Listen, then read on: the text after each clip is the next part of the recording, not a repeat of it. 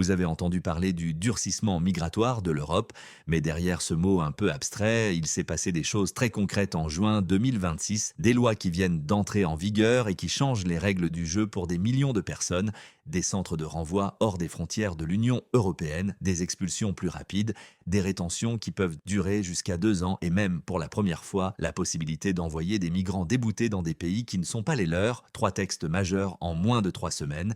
Est-ce que l'Europe est en train de franchir une ligne ou est-ce qu'elle essaye simplement de reprendre le contrôle d'un système qui ne fonctionne plus? C'est ce que nous allons décortiquer ensemble. Les partisans de ce durcissement avancent d'abord un constat, le système actuel ne fonctionne pas. Environ 20% seulement des décisions de retour aboutissent réellement à une expulsion. Autrement dit, 80% des personnes à qui l'Europe dit « vous devez partir » restent sur le territoire. Pour les défenseurs du texte, c'est une perte totale de crédibilité des institutions. Ils soulignent ensuite que le pacte sur la migration et l'asile a mis 2 ans à être préparé, qu'il a été voté par les 27 et qu'il représente enfin une réponse coordonnée là où chaque pays faisait jusqu'ici à sa guise. Le ministre français chargé de l'Europe, Benjamin Haddad, a salué une avancée majeure pour renforcer nos instruments de protection de nos frontières et de maîtrise de l'immigration. Sur les hubs de retour, les partisans citent l'exemple italien. Des centres en Albanie existent déjà. Pour eux, ces plateformes sont plus humaines qu'une rétention indéfinie en Europe et plus efficaces qu'un retour qui n'a jamais lieu. Les opposants commencent par pointer un problème juridique fondamental. Les hubs de retour pourraient envoyer des personnes dans des pays qui ne sont ni leur pays d'origine, ni leur pays de résidence,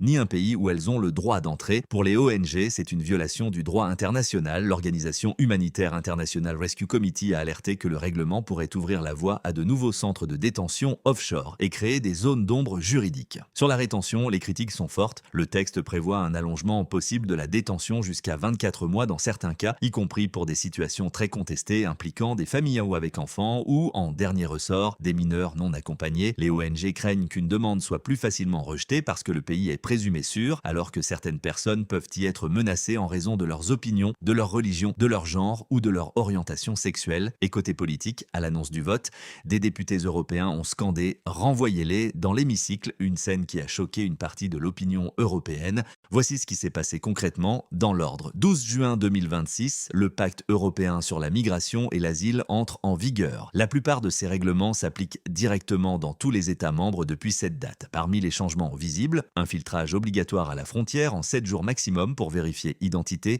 sécurité et état de santé. 17 juin 2026, le Parlement européen adopte le règlement sur les retours par 418 voix pour et 218 contre. C'est le texte qui crée les hubs de retour. 26 juin 2026, une nouvelle antenne de Frontex s'ouvre à Lisbonne, symbole du durcissement aux frontières sud de l'Europe. Les divisions entre États membres sont réelles. La France et l'Espagne se sont montrés sceptiques sur les hubs de retour, tandis que l'Allemagne, l'Autriche, le Danemark, les Pays-Bas et plusieurs États scandinaves y réfléchissent.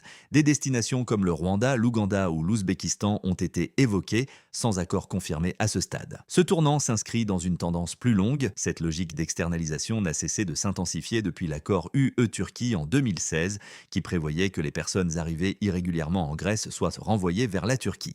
Les hubs de retour en sont la dernière étape et la plus radicale. Ce qui vient de se passer en Europe n'est pas un simple ajustement technique, c'est un changement de philosophie. Pendant des décennies, la politique migratoire européenne cherchait à concilier contrôle des frontières et protection des droits fondamentaux. Ce que ces textes posent, et c'est là que le débat est ouvert, c'est la question de l'équilibre. Jusqu'où peut-on aller pour rendre les expulsions efficaces sans basculer dans quelque chose que l'Europe elle-même condamnerait chez d'autres? Les partisans disent « sans crédibilité dans le retour, pas de politique migratoire possible ». Les opposants répondent « une Europe qui externalise ses refoulements dans des pays tiers sans garantie, c'est une Europe qui abandonne ses propres valeurs. » Ce débat est loin d'être clos, les hubs de retour ne sont pas encore opérationnels, des recours juridiques sont attendus et plusieurs pays membres n'ont pas encore tranché. Et vous, après ce décryptage, pensez-vous que l'Europe va trop loin ou pas assez? Dites-le en commentaire.